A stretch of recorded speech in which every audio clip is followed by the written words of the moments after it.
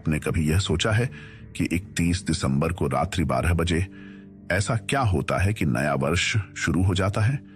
यह आज तक किसी ने स्पष्ट होकर नहीं बताया है, परंतु आज हम विस्तृत रूप से इसका रहस्य खोलेंगे और निश्चित ही आप अचंभित हो जाएंगे। 1 जनवरी को नव वर्ष का पहला दिन मनाने के पीछे पाश्चात्य सभ्यता ने अनेक पक्ष रखे हैं।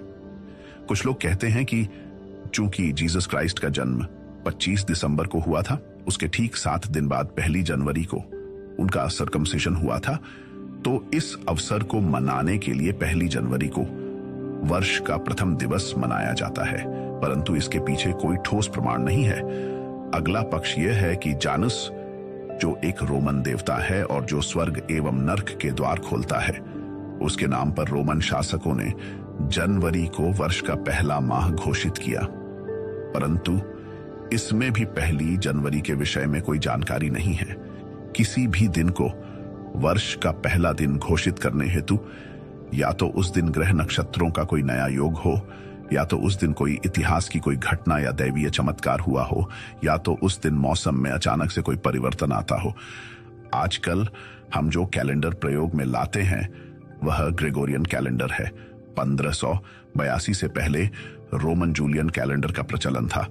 जूलियन कैलेंडर में तो गणित की दृष्टि से समस्याएं थी ही, परंतु उसके अतिरिक्त पेगन सभ्यता को समाप्त करने के लिए हर कैलेंडर के साथ समय समय पर अत्यधिक परिवर्तन किए गए। परंतु सत्य को छुपाया जा सकता है, समाप्त नहीं। ऐसा ही एक सत्य है महीनों के नाम।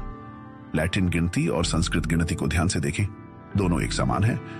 सितंबर, अक्टूबर, नवंबर और दिसंबर संस्कृत के सप्तम, अष्टम, नवम और दशम के आधार पर हैं, परंतु जूलियन और ग्रेगोरियन कैलेंडरों में सितंबर, अक्टूबर, नवंबर और दिसंबर वर्ष के 9वें, 10वें, 11वें और 12वें महीने हैं। अर्थ स्पष्ट है, निश्चित ही यह महीने उस प्राचीन वास्तविक कैलेंडर के रहे होंगे जो जनवरी से नहीं अपितु मार्च में चैत्र नववर्ष से प्रारंभ हुआ होगा। इस पृष्ठभूमि को ध्यान में रखते हुए आज हम अचंभित करने वाले रहस्य खोज निकालेंगे। जैसा कि आपको जानकारी है, एक्विनॉक्स 21 मार्च और 22 सितंबर के वह दिन है जब दिन और रात की अवधि एक समान हो जाती है तथा यह स्प्रिंग और ऑटम ऋतु के सूचक है। सभी प्राचीन सभ्यताओं में इक्विनॉक्स के पश्चात के शुक्ल पक्ष की पहली चंद्रमा को नव वर्ष मनाया जाता था, क्योंकि उस दिन वैदिक ऋतु परिवर्तन होता है, शिशिर ऋतु से वसंत ऋतु और वर्षा ऋतु से शरद ऋतु। भारतवर्ष में 3 प्रकार के नववर्षों की अधिकतर प्रथा रही है। प्रथम नववर्ष चैत्र महीने में चैत्र शुक्ल पक्ष प्रतिपदा अर्थात मार्च के इक्विनॉक्स के बाद के शुक्ल पक्ष का पहला दिन, जब वसंत ऋतु में प्रकृति में नवजीवन का संचार हो जाता है। द्वितीय नववर्ष अश्विन माह में अश्विन शुक्ल पक्ष प्रतिपदा अर्थात सितंबर के इक्विनॉक्स के बाद के शुक्ल पक्ष का पहला दिन, जब शरद ऋतु में कृषि और उत्सव का प्रारंभ होता है। यह नववर्ष बहुत लोगों को अब याद नहीं होगा, परंतु याद करें, जन्मदिन की बधाई देते समय अथर्ववेद का यह मंत्र बोला जाता है, जीवेत शरदः शतम, अर्थात आप 100 शरद वर्ष जीवित रहें। अतः प्राचीन समय में शरद ऋतु से भी नया वर्ष आरंभ होता था।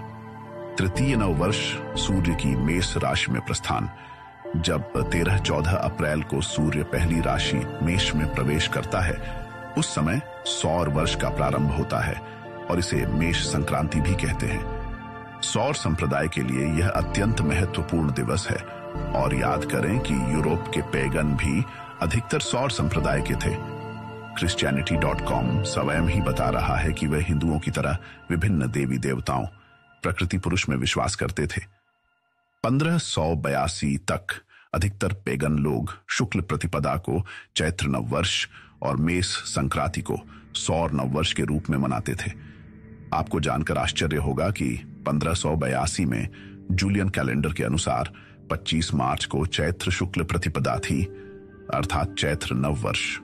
1582 में जब पोप ग्रेगोरी ने जूलियन कैलेंडर की जगह ग्रेगोरियन कैलेंडर की नींव रखी, तो आज्ञा दी गई कि अब से नया वर्ष 1 जनवरी को मनाया जाएगा। परंतु चर्च की आज्ञा के विपरीत यूरोप में लोग 18वीं शताब्दी तक भी 25 मार्च को नववर्ष मनाते रहे, जैसा कि हिंदू मनाते हैं। इससे भी आश्चर्यचकित करने वाली बात है कि आज के ग्रेगोरियन कैलेंडर का 13 या 14 अप्रैल वास्तविक में जूलियन कैलेंडर का 1 अप्रैल है।